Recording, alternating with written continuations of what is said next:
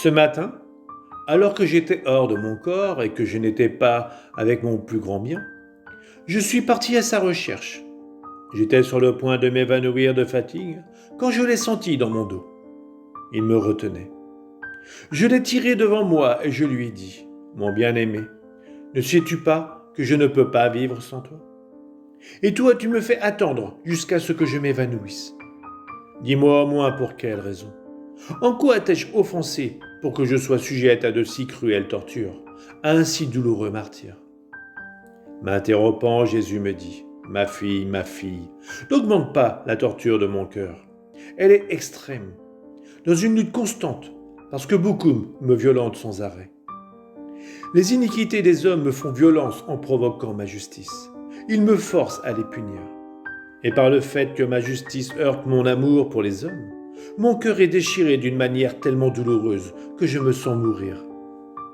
Tu me fais violence toi aussi, à chaque fois où, ayant pris connaissance des punitions que je donne, tu me forces à ne pas les donner. Sachant que tu ne peux pas faire autrement en ma présence, et pour ne pas exposer mon cœur à des luttes plus grandes, je m'abstiens de venir. Renonce à me violenter pour que je vienne. Laisse-moi donner libre cours à ma fureur et cesser d'aggraver mes souffrances par tes interventions. Pour ce qui est du reste, sache que la plus sublime humilité exige de fuir tout raisonnement et de s'abîmer dans son néant. Si on fait ainsi, alors sans trop s'en rendre compte, on se fond en Dieu. Cela amène l'union la plus intime entre l'âme et Dieu, le plus parfait amour pour Dieu et le plus grand avantage pour l'âme. Parce qu'en quittant sa propre raison, on acquiert la raison divine. En renonçant à tout regard sur elle-même, l'âme n'est pas intéressée à ce qui lui arrive et elle parvient à un langage complètement céleste et divin. L'humilité donne à l'âme un vêtement de sécurité. Enveloppée de ce vêtement, l'âme demeure dans la paix la plus profonde, toute ornée pour plaire à son Jésus bien-aimé.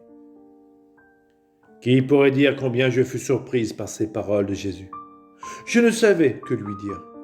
Il disparut, et je me retrouvai dans mon corps, calme oui, mais extrêmement affligé. D'abord à cause des afflictions et des luttes dans lesquelles était plongé mon cher Jésus, et aussi parce que je craignais qu'il refuse dorénavant de venir. Qui pourrait endurer ça? Oh Seigneur, donne-moi la force d'endurer cet insupportable martyre. Pour ce qui est du reste, dis tout ce que tu voudras. Moi, je ne négligerai aucun moyen. J'userai de toutes les ruses pour que tu viennes.